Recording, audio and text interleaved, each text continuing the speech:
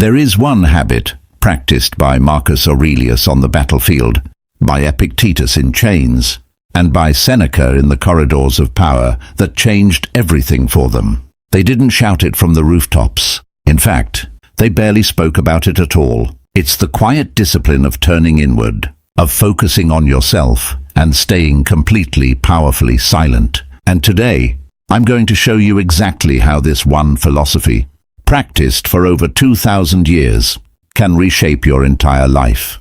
Welcome back to Wisdom of the Stoics, the channel where ancient philosophy meets your modern life. If you're new here, welcome. You've arrived at exactly the right moment. And if you've been here before, you know what we do. We don't just talk about Stoicism, we live it.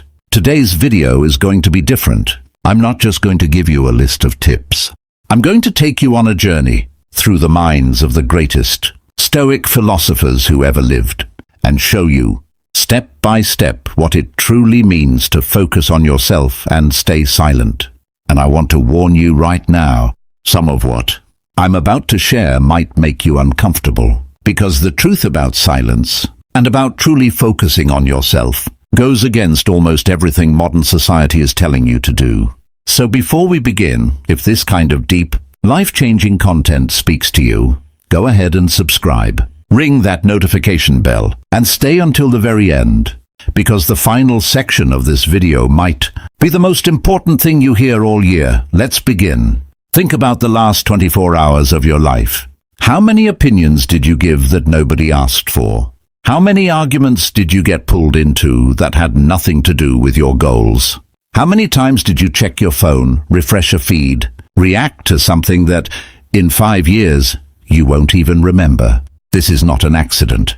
We live in an economy of attention, and your attention, your focus, is the most valuable thing you own. Every notification, every controversy, every viral debate is specifically designed to pull you away from the one thing that could actually change your life, yourself. You have power over your mind, not outside events. Realize this, and you will find strength. Marcus Aurelius, Meditations. Marcus Aurelius wrote those words nearly 2,000 years ago. 2,000 years, and yet they could have been written this morning, because the battle has always been the same, the battle for your mind, the story of Epictetus. Let me tell you about a man named Epictetus. He was born a slave, not just poor and a slave. He had no freedom of movement, no property, no rights. His master once twisted his leg so brutally that it broke and left him permanently lame. And yet, Epictetus became one of the most powerful philosophers in human history. Emperors studied his work. His words still echo 2,000 years later. How? Because while the world was controlling his body, Epictetus made a radical decision. He refused to let the world control his mind. He turned inward. He focused on himself. And he stayed silent about everything he could not control. Men are disturbed not by things, but by the opinions about things. Epictetus Enchiridion. This is the first and most foundational Stoic principle. The disturbance is never outside you. It's always inside you. And until you understand this, truly, bone deep understand it, the world will continue to own you. So the question becomes, what does it actually look like to focus on yourself? What does it mean to stay silent? And why is silence so powerful? That's exactly what we're going to unpack. And we're going to do it through 5 extraordinary Stoic principles that will change the way you see everything. Most people misunderstand Stoic silence. They think it means being cold, emotionless, distant, a robot in human clothing. That is not what the Stoics meant, not even close. Stoic silence is not the absence of emotion. It is the mastery of it. It is the deliberate, conscious decision to not speak. Not because you have nothing to say, but because you understand that your words carry weight, and you refuse to waste them. Principle 1. Speak less, mean more. Better to remain silent and be thought a fool, than to open one's mouth and remove all doubt. Adapted from Stoic tradition, Seneca, writing to his friend Lucilius, was almost obsessed with this idea. He watched people around him, wealthy senators, military generals, men of enormous power, destroy their reputations, their relationships, and their peace of mind entirely through talking too much. He wrote, "Retire into yourself as much as you can. Associate with those who will make a better man of you. Welcome those whom you yourself can improve. The process is mutual, for men learn while they teach." Seneca, Letters to Lucilius. Notice what he's saying. Retire into yourself. Associate with those who improve you. And most critically, be selective about who gets your energy. Think about how many conversations you've had in the past month that drained you, that left you feeling worse, that pulled you into other people's drama, other people's problems, other people's chaos. Now ask yourself, what would your life look like if you simply didn't engage with those conversations? This is not cruelty. This is not arrogance.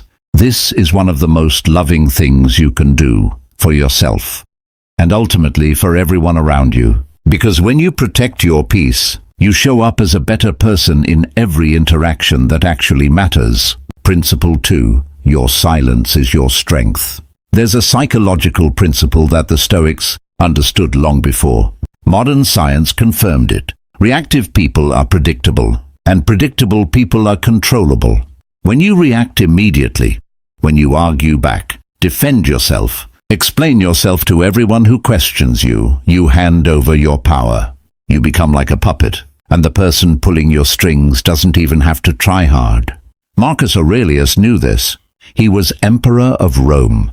People tried to provoke him constantly. Rivals, enemies, senators with hidden agendas. And his secret weapon was devastating in its simplicity. He just didn't react. The best revenge is to be unlike him who performed the injustice. Marcus Aurelius, Meditations. He didn't need to argue back. He didn't need to defend himself. He simply continued being who he was, disciplined, principled, focused, and let his life speak for itself. This is what Stoic silence looks like in action. Not weakness, absolute, unshakable strength. I want to ask you something, and I genuinely want you to think about this. In the comments below, tell me, what's one situation in your life right now where staying silent might actually be the most powerful response? Let me know. I read every single comment. We live in an era of comparison. Instagram, LinkedIn, Twitter, YouTube. Everywhere you look, someone else's highlight reel is playing on a loop.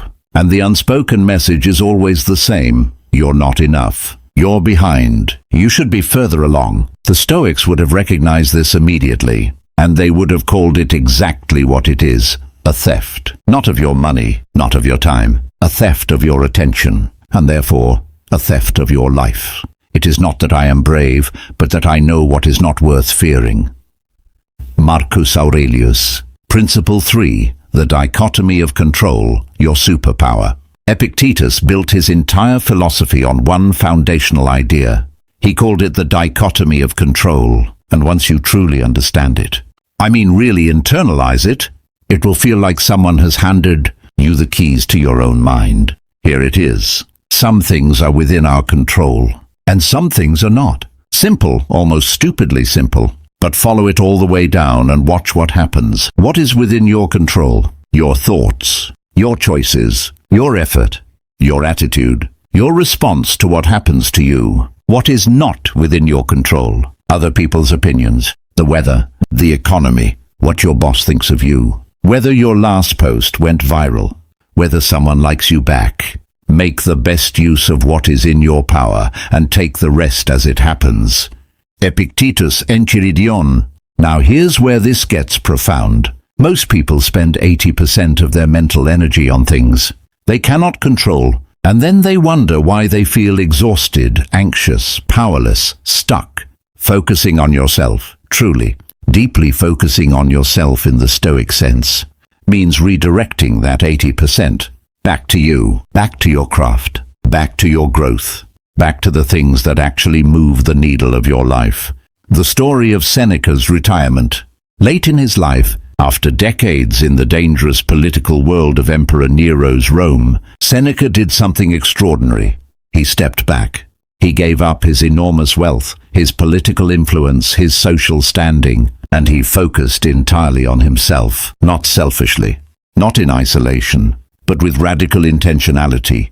He spent his final years writing, thinking, corresponding with friends, working on his own character. He wrote about this decision with remarkable clarity. Withdraw into yourself to the extent you can. Associate with those who will make you a better person. Admit only the worthy into your company.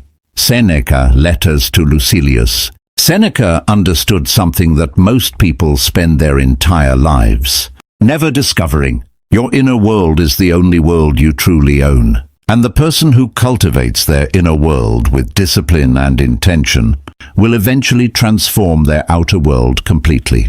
And this brings us to one of the most misunderstood aspects of Stoic philosophy.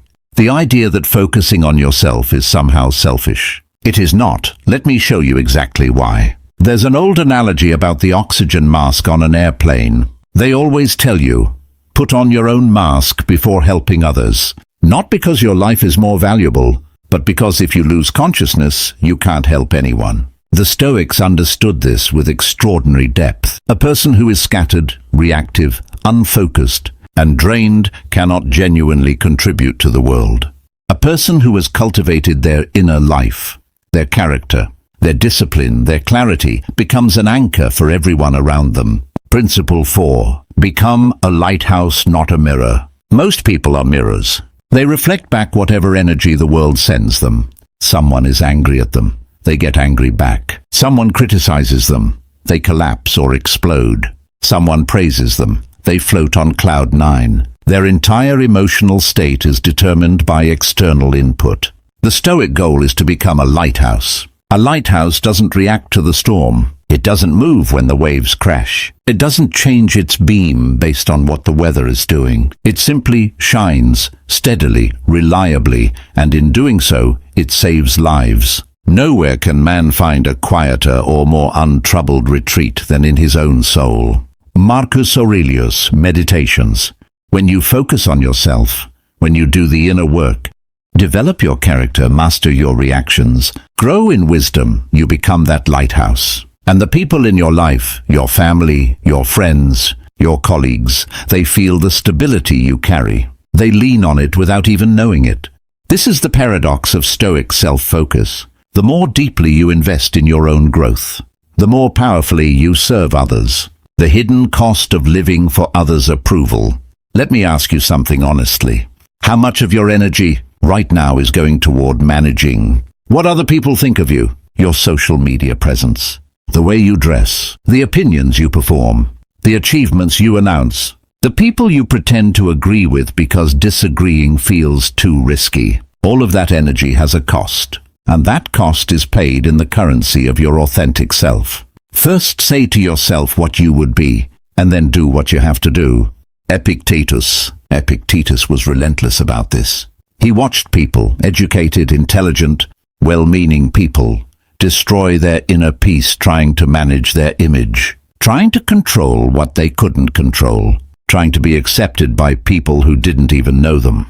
And his prescription was always the same. Come back to yourself. Decide who you are. Then live that quietly, without announcement, without seeking approval. The person who needs no one's validation is the freest person in the room. This is something I think about a lot, and I'd genuinely love to know, if you're watching this right now, what's one area of your life where you've been living for others? Approval instead of your own values. You don't have to share it publicly. But just sit with that question, because the answer might be the beginning of everything changing for you. Philosophy without practice is just decoration. And the Stoics were, above all else, practitioners. So let's get specific. What does it actually look like in your daily life to focus on yourself and stay silent? Here are 5 Stoic practices that you can start implementing today. Practice 1. The Morning Silence Protocol. Marcus Aurelius began every single morning the same way. Before the palace filled with noise, before the petitioners arrived, before the responsibilities of empire descended on him, he sat, he wrote, he thought. His meditations were not written for publication. They were his private morning practice, a conversation with himself, a daily recalibration of his values. Do this. For the first 20 minutes after you wake up, do not touch your phone. Do not check your messages. Do not consume news or social media. Instead, write 3 things. who you want to be today, what you're grateful for, and one thing within your control that you'll act on. It sounds simple. It is not easy. But Marcus Aurelius did it while running an empire. You can do it before your commute. Practice 2. The selective silence rule. Seneca had a practice he called selective silence. Before speaking in any situation, he would ask himself 3 questions. Is what I'm about to say true? Is it necessary? Is it kind? If the answer to all 3 wasn't yes, he stayed silent. Try this for one day, just one. Before you respond in any conversation, text, email, in person, pause and ask those 3 questions. Notice how many of your usual responses don't pass the test. And notice what happens to your relationships and your peace of mind when you hold back what doesn't. Practice 3. The voluntary discomfort practice. This one surprises people. The Stoics regularly practiced voluntary discomfort, choosing to go without something comfortable, sleeping on a hard floor, eating a simple meal, going without their phone. Why? Because comfort is a chain. When you are attached to comfort, anything that threatens it owns you. When you have voluntarily experienced discomfort and survived, you know, at a cellular level, that you can handle it. Endure and keep yourself for days of happiness. Seneca. Once a week, practice one deliberate discomfort. Fast for a day. Take a cold shower. Turn off all screens for 24 hours. These aren't punishments. They're training sessions for your freedom. Practice 4. The evening audit. Every evening, Epictetus recommended reviewing the day, not to judge yourself, but to understand yourself. 3 questions. Where did I lose control of my responses today? Where did I speak when I should have stayed silent? Where did I look outward for what I should have found within? This isn't self-criticism, it's self-knowledge. And self-knowledge is the beginning of self-mastery. Practice 5. The sacred space of inner retreat. You have power over your mind, not outside events. Realize this, and you will find strength. Marcus Aurelius. Marcus Aurelius wrote about the concept of inner retreat. The idea that no matter where you are, no matter how chaotic the external world becomes, you can always retreat inward, into the quiet space of your own values and clarity. Whenever the world feels overwhelming, before you react, before you speak, before you engage, take 3 slow breaths and come back to yourself. That 3-second pause is not weakness. It is the foundation of every good decision you will ever make. I want to be honest with you about something. When you start focusing on yourself and staying silent, it's not going to feel powerful at first. It's going to feel uncomfortable because the people in your life are used to a version of you that reacts, that explains, that defends, that performs. When you stop doing those things, some people are going to be confused. Some are going to be threatened. Some are going to try even harder to provoke a reaction. Let them, because here's what's going to happen on the inside. If you stay committed, your anxiety will begin to decrease. Not because your problems go away, but because you stop fighting battles that were never yours to fight. Your focus will sharpen dramatically when you stop giving your attention to everything that asks for it and start directing it toward what actually matters. The quality of your work, your relationships, your growth, everything accelerates. Your relationships will deepen. Counterintuitively, when you become more selective about who gets your energy, the connections you do invest in become extraordinary because you're showing up as the real you, not the performed, approval-seeking version. And perhaps most importantly, you will begin to trust yourself again. The constant noise of other people's opinions will fade, and in that silence you will hear your own voice clearly. Perhaps for the first time in years, the happiness of your life depends upon the quality of your thoughts. Marcus Aurelius, Meditations. 2,000 years ago, a slave with broken legs changed the world through the power of his mind. An emperor of Rome wrestled with his own character. Every single morning in private, journals that were never meant to be read. A wealthy advisor walked away from power and status to focus entirely on becoming who he was meant to be. They didn't have social media. They didn't have algorithms or notifications or endless content competing for their attention. And yet the battle they fought, the battle for their own minds, their own focus, their own inner peace, is identical to the battle you are fighting right now. And the solution they found is identical too. Focus on yourself, not obsessively, not selfishly, but deliberately, consistently, with the quiet confidence of someone who has decided that their inner world is worth protecting. Stay silent.